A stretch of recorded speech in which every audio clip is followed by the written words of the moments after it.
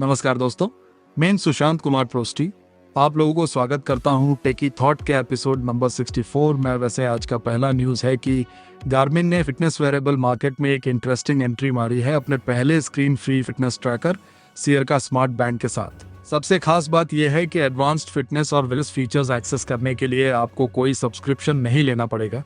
ये smart band single charge पर 10 days की बैटरी लाइफ ऑफर करता है, वो भी 24/7 हेल्थ मॉनिटरिंग के साथ। लाइटवेट डिजाइन, फैब्रिक स्ट्रैप और 5 ATM वाटर रेजिस्टेंस इसे डेली वर्कआउट्स के लिए प्रैक्टिकल बनाते हैं। फिटनेस ट्रैकिंग की बात करें तो CIR के अराउंड 80 एक्टिविटीज सपोर्ट करता है, इंक्लूडिंग रनिंग, वॉकिंग और स्विमिंग।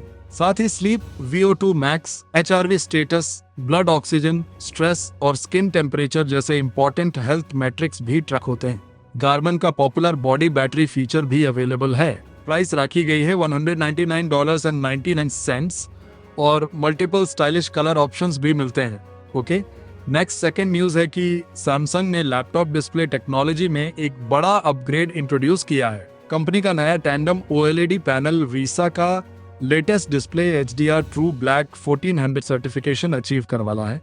इस डिस्प्ले में 2 OLED पैनल्स को स्टैक किया गया है, जिससे पीक ब्राइटनेस 1600 निट्स तक पहुंच सकती है। सैमसंग का क्लेम है कि टिपिकल लैपटॉप यूजेज में इसका life span traditional single stack OLED से मोर देन डबल हो सकता है। ये पावरफुल डिस्प्ले सबसे पहले 11th generation Lenovo Yoga Pro 9 edition में देखने को मिल रहा है।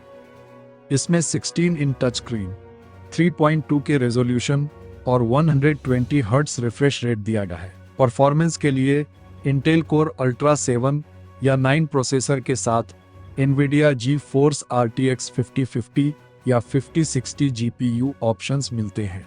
Asus, Dell और MSI के अपकमिंग लैपटॉप्स में भी ये next generation Samsung tandem OLED panel देखने को मिलेगा। नेक्स्ट थर्ड न्यूज है कि फायरफॉक्स यूजर्स के लिए मोजिला एक काफी यूजफुल प्राइवेसी फीचर लेकर आया है। फायरफॉक्स वर्जन 153 में नए कंटेनर्स फीचर का प्रीव्यू लॉन्च हुआ है, जो आपकी वर्क, शॉपिंग, पर्सनल और बैंकिंग एक्टिविटीज को सेम ब्राउजर विंडो में कंप्लीटली सेपरेट रख सकता है। हर कंटेनर अपने कुकीज और ट्रैकिंग डेटा को अलग रखता है। मतलब अगर आप शॉपिंग कंटेनर में शूज सर्च करते हैं तो उसका इफेक्ट आपके दूसरे कंटेनर्स की ब्राउजिंग पर नहीं पड़ेगा। ये फीचर पहले लगभग 10 इयर्स से multi account containers add on के थ्रू अवेलेबल था, लेकिन अब मोजिला इसे डायरेक्टली फायरफॉक्स में इंटीग्रेट कर रहा है। यूजर्स डिफरेंट नेम्स, कलर्स और आइकॉन्स के साथ कस्टम कंटेनर्स क्रिएट कर सकते हैं और स्पेसिफिक टैब्स को उनमें ओपन कर सकते हैं। एग्जिस्टिंग एड ऑन यूजर्स फिलहाल बिल्ट इन कंटेनर्स के साथ एड ऑन भी कंटिन्यू कर सकते हैं।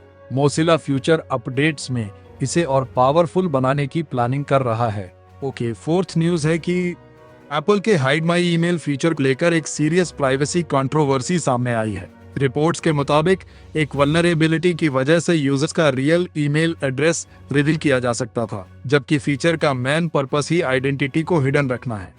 सबसे शॉकिंग बात, एप्पल को रिपोर्टेडली इस इशू के बारे में मोर देन 1 ईयर से पता था, लेकिन पैच स्टेप डिप्लॉय हुआ जब 404 मीडिया ने जुलाई की बिगिनिंग में स्टोरी पब्लिश की। इजी ऑप्ट आउट्स के को-फाउंडर टाइलर मर्फी ने वल्नरेबिलिटी डिस्कवर की थी और लिमिटेड टेस्टिंग में reportedly every tested hide my email address exploitable मिला। सिंपल टर्म्स में, कुछ सिचुएशंस में ईमेल स्पैम के तौर पर रिजेक्ट होने पर हिडन एड्रेस के पीछे का रियल ईमेल सेंडर तक लीक होता था। एप्पल का कहना है कि जुलाई 3 को पैच डिप्लॉय करके इशू फुल्ली रिजॉल्व कर दिया गया, लेकिन रिसर्चर्स वार्न कर रहे हैं कि पुराने लीक्ड ईमेल एड्रेसेस अब भी थर्ड पार्टी लॉग्स में स्टोर्ड हो सकते हैं। अब इसी वल्नरेबिलिटी को लेकर एप्पल के अगेंस्ट क्लास एक्शन लॉसूट भी फाइल हो चुका है। लास्ट और फिफ्थ अपडेट है कि वीवो इंडिया में अपनी पॉपुलर S सीरीज को एक बार फिर रिवाइव करने की तैयारी कर रहा है। अपकमिंग वीवो S2 का टीजर इमेज लीक हो गया है, जो लॉन्च के जल्दी होने का हिंट देता है। लीक्स के मुताबिक स्मार्टफोन में पावरफुल स्नैपड्रैगन 8 Gen 5 चिपसेट मिल सकता है। साथ ही 6.59 इन OLED डिस्प्ले, 1.5 के रेजोल्यूशन और 120 हर्ट्ज रिफ्रेश रेट एक्सपेक्टेड है। कैमरा डिपार्टमेंट में 50 megapixel main sensor, 50 megapixel periscope telephoto, 8 megapixel ultra wide और 32 मेगापिक्सल सेल्फी कैमरा मिलने की रूमर है।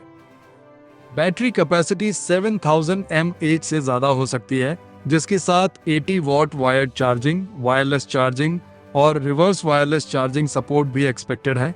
फिलहाल ऑफिशियल लॉन्च डेट कंफर्म नहीं हुई है, लेकिन टीजर कैंपेन को देखकर लॉन्च कुछ वीक्स में हो सकता है। That's all.